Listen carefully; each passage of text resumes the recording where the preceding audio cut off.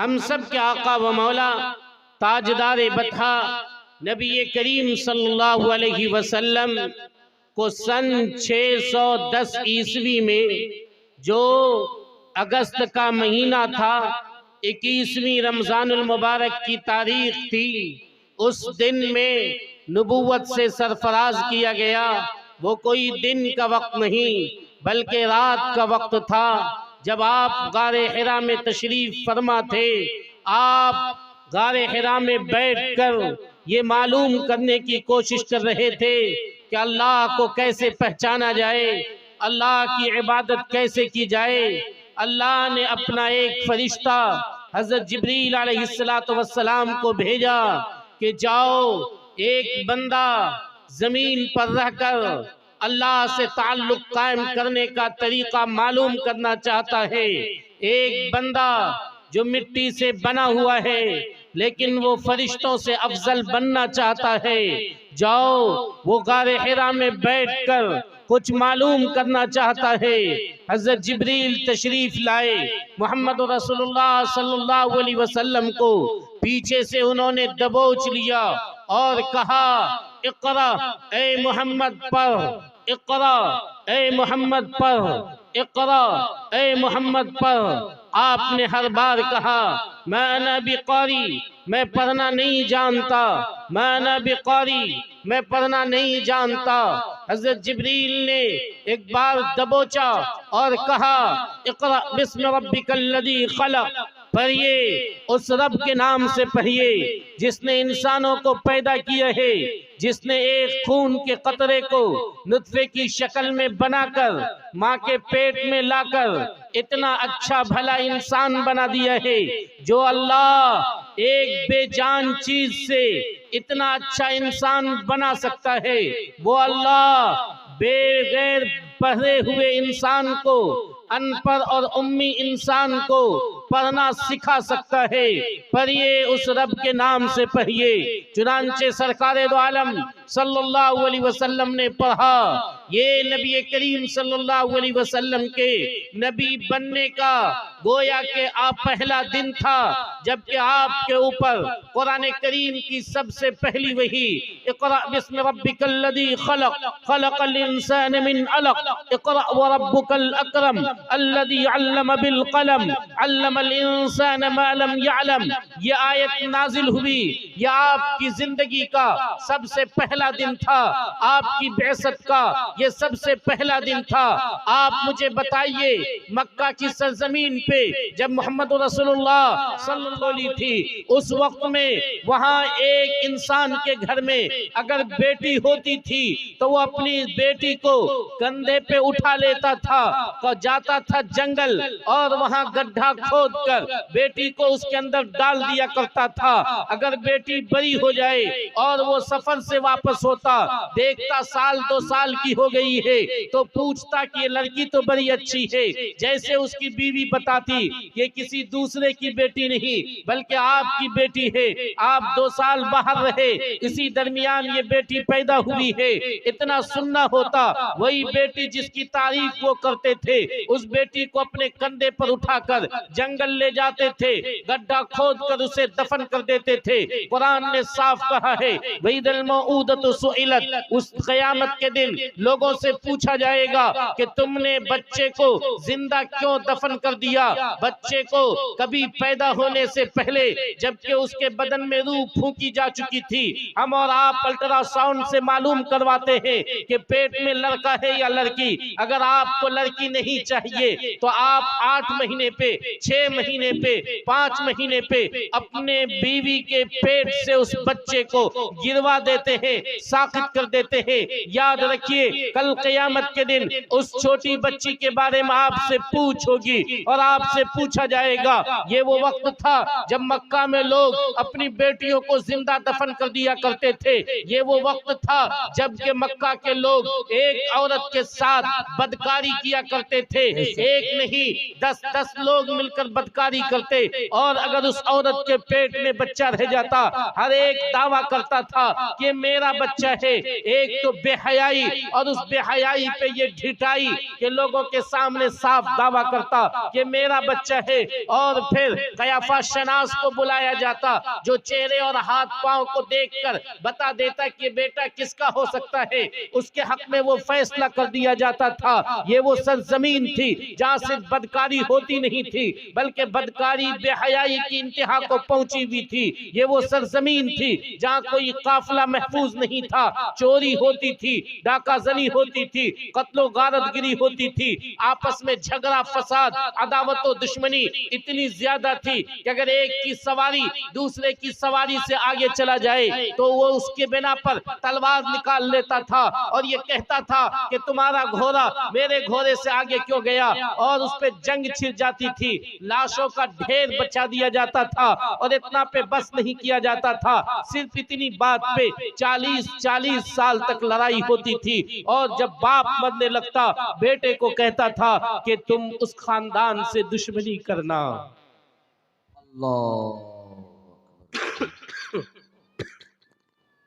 ये वो सरजमीन है जहां हर तरह की बुराई मौजूद थी, हर तरह की बुराई मौजूद थी। इन तमाम बुराइयों को खत्म करने के लिए अल्लाह ने ये नहीं कहा कि लोगों नमाज पढ़ो, रोजा रखो, बेटी को जिंदा दफन करना बंद करो।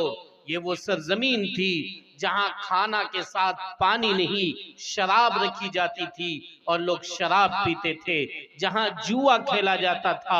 आप अंदाजा लगा सकते हैं, यहाँ अल्लाह ने ये नहीं कहा कि जुआ बंद करो, शराब बंद करो, नमाज पढ़ो, रोजा रखो, ज़कात दो, ज़िनाकारी बंद करो, बदनिगही बंद करो, बदचलनी बंद करो, कत्लो गारतगिरी बंद करो, जिंदा दफन करना बंद करो। नहीं नहीं, इन तमाम बीमारियों का सिर्फ एक इलाज बताया गया, इन तमाम इलाज बतलाया गया। और वो इलाज क्या था? इक़रा बिस्मि रब्बिकल्लज़ी खलक़, के पढ़ो तमाम बीमारी खत्म हो जाएगी। तालीम हासिल करो, तुम्हारी जिंदगी से तमाम बीमारियां खत्म हो जाएगी। तमाम बीमारियों का एक इलाज है, तमाम बुराइयों का एक इलाज है। मुआशरे में जितनी फैली हुई बुराई है, इन तमाम को अगर आप हज़रात ठीक करना चाहते हैं तो उसके लिए आपको तालीम के मैदान में आगे बढ़ना होगा। ये जो मुआशरा है जिसकी हम और आप इस्लाह के लिए बैठे हैं, उन्वान है मुआशरे की इस्लाह करना। मुआशरे में जितनी भी बुराई है उसको आप और हम खत्म करने की कोशिश कर रहे हैं। कौन लोग हैं जो खत्म करना चाहते हैं? हम सब खत्म करना चाहते हैं। इसका एक ही तरीका है, वो तरीका है तालीम को अपनाना, एजुकेशन को अपनाना, शिक्षा को अपनाना। जो इंसान तालीम को अपना लेगा, शिक्षा को अपनाएगा, एजुकेशन को अपनाएगा, यकीन मानिए उसकी जिंदगी से बुराइयां खुद ब खुद खत्म हो जाएगी। हम में से कितने लोग हैं जो तालीम हासिल करने को 1 नंबर का दर्जा देते हैं? जरा हाथ उठाकर बताएं तो। और अगर अभी आपसे एक मौलाना ये कहें कि 500 रुपए फीस आपके बेटे की लेंगे तब हम कुरान पढ़ाएंगे, तो सब लोग पीछे हटेंगे नहीं हटेंगे? बताइए। कहेंगे 50 रुपए तो बहुत हो गया, ये 500 रुपए कहां से देंगे? और वो 50 रुपए की भी हालत में आपको बतलाऊं, 4 महीने 5 महीने मौलवी की फीस बाकी रहती है और हम और आप नहीं देते। आपका बच्चा ऐसे पढ़ेगा क्या? सबकी सूरत हाल यही है। वो बूढ़ा इंसान जिसे अभी खबर लग जाए कि फला जगह एक जमीन बिक रही है, 10 लाख रुपए अगर उस जमीन के ऊपर लगाना है तो वो 10 लाख रुपए निकाल लेता है। लेकिन अगर उसको कहा जाए कि बच्चे की फीस 1000 रुपए हो गई है, 10 महीने से आपने नहीं दिया है, तो 1000 रुपए फीस वो नहीं निकाल पाता है। बोलिए ये सूरत हाल है या नहीं है? तो बताइए हम तालीम में आगे बढ़ेंगे? ये कौम मुसलमान है, इसका मजहब इस्लाम है, इसकी किताब कुरान है। जिस कुरान का सबसे पहला लफ्ज, जिस इस्लाम की सबसे पहली तालीम, जिसका सबसे पहला सबक था पढ़ो तो आगे बढ़ोगे, उन्होंने पढ़ाई को छोड़ दिया है, शिक्षा को पीछे डाल दिया। बहुत अफसोस के साथ मैं अक्सर जगह ये कहता हूं कि आज का नौजवान 4 से 5 गुटखा रोज खाता है। गुटखा भी कौन, रजनीगंधा 25 रुपए में शायद मिलता था और अब 30 में मिलता है। 30 रुपए में अगर रजनीगंधा मिल रहा है, 5 रोज आप खा रहे हैं तो 30 पंचे 150 रुपए। 150 रुपए को 10 से गुना कीजिए 1500 रुपए, और 1 महीना से गुना कीजिए 15 या 4500 रुपए।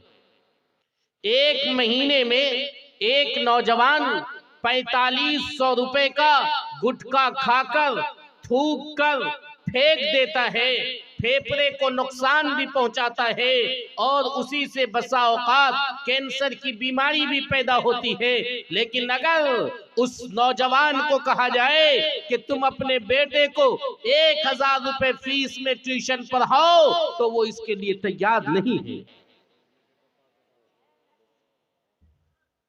सुनकर हैरत होगा कि हम और आपने ये देखा है कि एक नौजवान जो 4500 रुपए फेंक रहा है थूक के अंदर, अगर मौलाना ने उसको 3 महीने बाद कह दिया कि भाई साहब आपके यहाँ 3 महीने की फीस बाकी है, कितना रुपए, 300 रुपए, वो फौरन अपने बच्चे का हाथ पकड़ता है, कहता है मौलवी साहब बच्चे को पढ़ाना नहीं है, घर लेके चले जाते।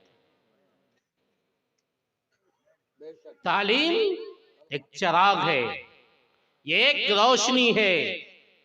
हदीस में कहा गया है उलमा को मसाबिह फिल अर्ज़, वो जमीन में चिराग के मानिंद है। इल्म आएगा रोशनी आएगी, इल्म आएगा तहजीब आएगी, इल्म आएगा तमीज आएगा, इल्म आएगा अदब आएगा, इल्म आएगा बड़ों का अदब, छोटों पर शफकत आएगी, इल्म आएगा माँ बाप का लिहाज ख्याल होगा, इल्म आएगा गंदगी खत्म होगी, इल्म आएगा गुर्बत खत्म होगी, फक्र फाका खत्म होगा, और एक इंसान माशी एतबार से ठीक ठाक हो जाएगा, क्योंकि उसको जिंदगी गुजारने का तरीका मालूम होगा। इल्म वो चिराग है जो अंधेरों से लड़ता रहता है। इल्म एक रोशनी है, इल्म एक रोशनी है, इल्म ठंडक है, इल्म साया है। हमें और आपको इल्म के लिए आगे बढ़ना होगा, पढ़ाई की तरफ आना होगा। यही तालीम मोहम्मद रसूलुल्लाह सल्लल्लाहु अलैहि वसल्लम को सबसे पहले वही में दी गई है, और यही तालीम हमें और आपको दी गई। आज सूरत हाल क्या है, गांव का मेंबर, गांव का मुखिया, गांव के बड़े किस्म के लोग जिनके पास जमीन जायदाद है, मालो दौलत है, एक तो वो मदरसों पे ध्यान नहीं देते, और अगर कोई मदरसा चलता है उसको अपनी हुकूमत के चक्कर में, अपनी सियासत के चक्कर में ठप किए हुए हैं, या बेकार और बर्बादी के दहाने पे पहुंचाया हुआ है। अगर कोई गरीब इंसान, गरीब मौलवी एक छोटा कोचिंग चलाता है, ठीक है, वो अपनी रोजी रोटी का भी वो इंतजाम कर रहा है, कुछ पैसे ले रहा है, अपनी रोजी रोटी का भी इंतजाम कर रहा है, लेकिन वो आपके नौनिहालों को दीन की तालीम दे रहा है, कुरान की तालीम दे रहा है। आप ये देख रहे हैं कि मुझे पैसा देना पड़ता है, आपको ये देखना चाहिए कि मेरे बच्चे को कुरान ये पढ़ाता है।